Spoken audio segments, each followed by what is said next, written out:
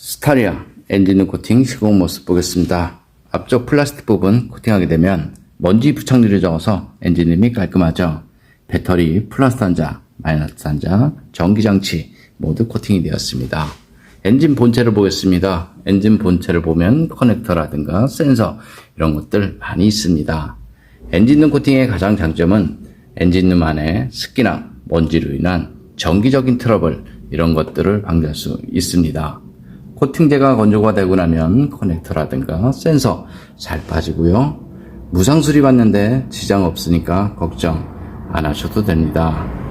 스타리아 투명 코팅 시공 모습 보겠습니다. 여기는 엔진 부분이고요. 엔진하고 미션 모두 코팅이 되었습니다. 눈길 주행을 자주 하는 지역에서는 이런 곳이 백화 현상으로 부식이 발생이 될 수밖에 없습니다. 오늘은 투명 코팅 후 여기 방청 왁스를 다시 한번 도포가 되었습니다. 눈이 많이 오거나 제설염 사용량이 많은 지역 바닷가 주변이다. 그러면 이런 방법으로 시공하시는 것이 훨씬 좋습니다. 여기 앞바퀴 휠하우스 있는 부분인데요. 여기는 사실상 부식이 좀 덜 나는 곳이죠. 그래서 투명으로 마무리되었고요. 이런 곳은 눈길 주행을 하게 되면 이 전체가 모두 염화칼슘으로 범벅이 되죠.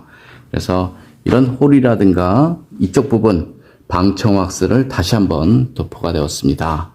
여기 보시면 이런 홀 안쪽에 방청 왁스도 하는데요. 이쪽에 뿌린 방청 왁스와 여기 겉면에 뿌린 방청 왁스는 전혀 다르죠. 여기 바닥면 쪽 보겠습니다. 바닥면 쪽을 보면 이렇게 홀구멍이 있습니다. 하부 세차를 하게 되면 차체 속에 물이 고일 수밖에 없다. 이렇게 보시면 되고요. 어떤 분들은 물 빠지는 배수구가 있어서 물 고임은 없다. 이렇게 말씀하시는 분들이 많이 있는데요. 한번 보겠습니다. 눈길 주행을 하게 되면 타이어, 회전 등에 의해서 이 안쪽으로 염화칼슘이 스며들죠. 스며들면 이쪽 하단 부분에 머물게 됩니다. 그래서 물이나 염화칼슘 이런 것들이 머물 수밖에 없다. 이렇게 보시면 되고요. 차체 속으로 들어간 물이나 오염물 자체는 제거 자체가 어렵습니다. 차량 겉면에 물을 뿌리면 물이 다 흘러내리죠. 하지만 바닥면에 물을 뿌리면 물이 고일 수밖에 없다. 이렇게 판단하시면 됩니다. 여기도 마찬가지 물 빠지는 배수구는 여기 있습니다. 그럼 이쪽으로 들어간 물이나 오염물, 염화칼슘은 제거 자체가 어렵습니다. 여기 뒤쪽 서스펜션 부분인데요. 이런 곳은 부식이 아주 잘 되는 곳이죠. 그래서 방청왁스 도포 다시 한번 하였습니다. 여기는 뒷바퀴 휠하우스 있는 부분이고요. 이런 곳은 사실상 염화칼슘이 많이 묻을 수 있는데요. 부식은 덜 된다. 이렇게 보시면 되고요. 부식이 잘 되는 곳은 딱 정해져 있습니다. 이런 곳은 염화칼슘이 흐르는 곳, 이런 곳은 염화칼슘이 머무는 곳이죠. 그래서 자동차 부식 방지를 하고 싶으면 염화칼슘이 흐르는 곳에 두껍게 하지 마시고요. 염화칼슘이 머무는 이런 곳에 꼼꼼하게 코팅을 하신 것이 좋습니다. 여기 하단 부분 염화칼슘이 머물고요.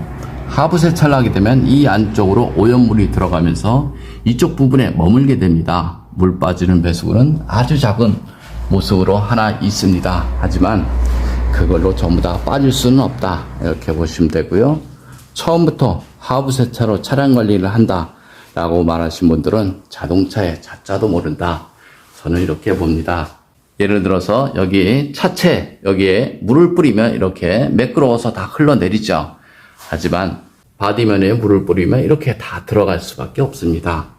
처음부터 하부 세차는 차량 관리가 아니었다. 이렇게 판단하시면 됩니다. 투명 코팅 장점을 보겠습니다. 투명 코팅은 염화칼슘이 스며드는 모든 곳에 시공이 가능하고요. 코팅제가 투명하기 때문에 속면에 녹이 나면 육안으로 보입니다. 그래서 차량 하부 관리가 쉽다. 이렇게 보시면 되고요. 이런 센서라든가 커넥터 이런 부분에 저렴 코팅이 가능하고요. 무상 수리 받는데 지장 없으니까 걱정 안 하셔도 됩니다. 좀 더 자세한 내용은 네이버에 코팅나라 검색을 하면 제 블로그가 있습니다.